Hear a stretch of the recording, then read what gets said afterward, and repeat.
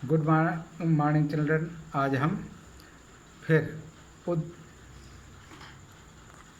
बादल को घिरते देखा इस पाठ को पढ़ेंगे। नागार्जुन जी के द्वारा रचित इस कविता के माध्यम से हिमालय की सुंदरता का वर्णन कवि ने किया है और बताना चाहा है कि वास्तव में हिमालय कितना सुंदर है, क्या वहाँ पर है, वहाँ का प्राकृतिक सौंदर्य क्या है, वहाँ की प्राकृतिक छटा क्या है।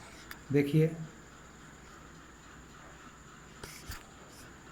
कवि कहता है, ऋतु वसंत का सुप्रभात था, मंद मंद था अनिल बह रहा, बालारुण की मृद किरणें थीं, अलग अलग स्वर्णिम शिखर थे, एक दूसरे से विरहित हो अलग अलग रहकर ही जिनको सारी रात बितानी होती। यहाँ पर कवि ये बताना चाहता है कि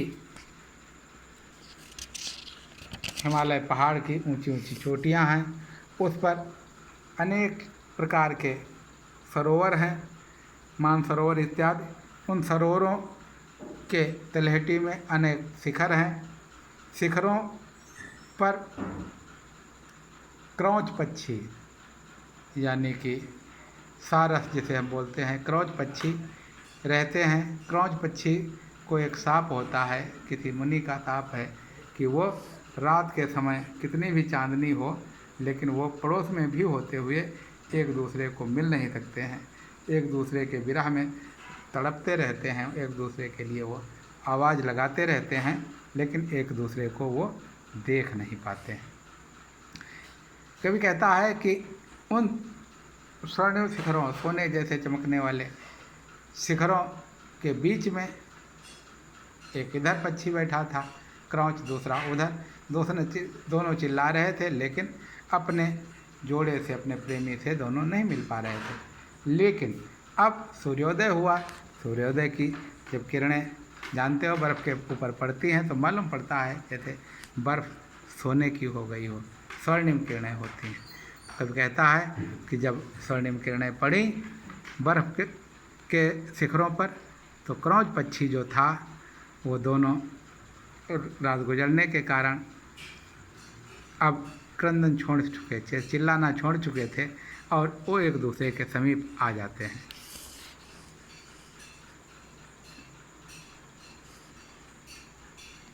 निशा काल से चिर अभिशापित बेवस उस चकवा चकवी का बंद हुआ क्रंदन फिर उनमें, उस महान सरोवर के तीरे शैवालों की हरी दरी पर प्रणय कला छिड़ते देखा है, बादल को घिरते देखा है। कवि कहता है कि मानसरोवर वही जो हिमालय पर्वत पर है, उसके किनारे दो शिखरों के बीच में जो रात भर एक दूसरे को बुलाने के लिए चिल्लाते रहे चकवा चकवी, चक्रवाक पक्षी, दोनों चिल्लाते रहे लेकिन एक दूसरे से नहीं मिले थे। अब सूर्योदय हुआ है, सूर्योदय होने के साथ साथ भी चक्रवाक पक्षी एक दूसरे से मिल रहे हैं, प्रेमालाप कर रहे हैं, आनंदित हो रहे हैं और रात के जो विरह नल में व्यथित हुए हैं, विरह वेदना से परेशान हुए हैं, उसको भुलाने का प्रयास कर रहे हैं। इसके लिए वो एक दूसरे से प्रेमालाप करते हैं, तरह तरह का खुशियाँ मनाते हैं, आनंद करते हैं, प्रणय कलह करते हैं। इस प्रकार से प्रणय कलह में आपस में जो रत क्रीड़ा करते हैं उसे प्रणय कलह कहते हैं। दोनों एक दूसरे के साथ मिलते हैं, हास परिहास करते हैं। ये सब करते हुए कवि ने देखा है और बादलों को घिरते हुए देखा है। ऐसा बादलों को घिरते हुए देखने का मतलब, जब गगनचुंबी हिमालय पर्वत के ऊपर बादल घिरते हैं तो बादल उस अवस्था में नहीं पहुंचते हैं, उतना ऊंचे नहीं होते जितने मैदान में होते हैं, इसलिए बादल वहाँ तो मालूम पड़ता है जैसे हाथ में पकड़ लें। कभी कभी तो हम लोग बादलों के बीच में घिर जाते हैं, हम बादल के बीच में होते, चारों तरफ पहाड़ पर बादल होता है। इस स्थिति को कवि ने देखा है। आगे कहता है,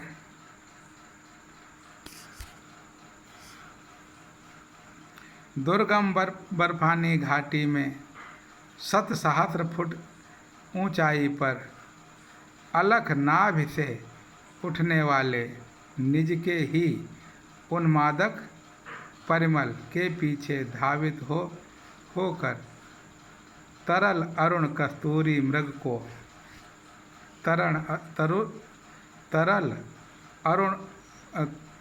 तरल तरुण कस्तूरी मृग को अपने पर चढ़ते देखा है, बादल को घिरते देखा है। कभी कहता है कि हिमालय पहाड़ पर कस्तूरी मृग होते हैं। कस्तूरी मृग क्या होता है? एक ऐसा काले रंग का हिरण होता है जिसकी नाभि में कस्तूरी होती है, लेकिन ये पता उस मृग को नहीं होता है। कस्तूरी एक उसकी नाभि में द्रव्य होता है, जिस द्रव्य की सुगंध कई किलोमीटर दूर तक सुवासित करती है, पूरे वातावरण को सुगंधित कर देती है। और उस सुगंध से प्रेरित होकर के ये मृग, कस्तूरी मृग एक शिखर से दूसरे शिखर तक, तीसरे शिखर तक दौड़ता घूमता है, थक जाता है, परेशान होता है, अपने पर चिढ़ता है, मैं कितना दुर्भाग्यशाली हूँ जो इतनी सुगंधित वस्तु है संसार में मुझको नहीं प्राप्त होती। इसलिए वो अपने को कोसता है और चिढ़ता है, लेकिन वास्तव में वो उसकी नाभि में है।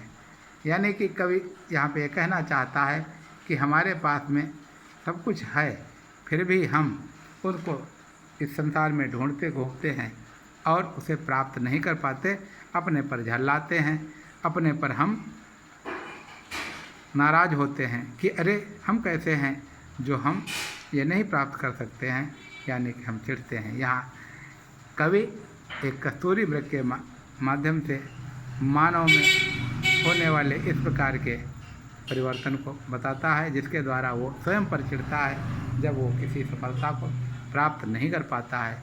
अर्थात बच्चों, हमें सफलता के लिए निरंतर प्रयास तो करना चाहिए, लेकिन निश्चित रूप से हम सफल हो जाएंगे इसकी कोई गारंटी नहीं होती है। हमें प्रयास करना हमारा कर्तव्य है। पूरे मनोयोग से प्रयास करें और सफलता हमें मिलेगी, अवश्य मिलेगी, ऐसा भी हमें विश्वास करना चाहिए। लेकिन हम पहली बार में ही सफल हो जाएंगे अथवा सफलता हमें प्राप्त ही हो जाएगी या होनी ही चाहिए, ये संभव नहीं। क्यों? जितना एफर्ट लगाएंगे, जितना बल हम लगाएंगे, उतनी ही सफलता हमें प्राप्त होगी। इसलिए पूरे मनोयोग से अपनी सफलता के लिए प्रयास करना चाहिए। धन्यवाद बच्चों।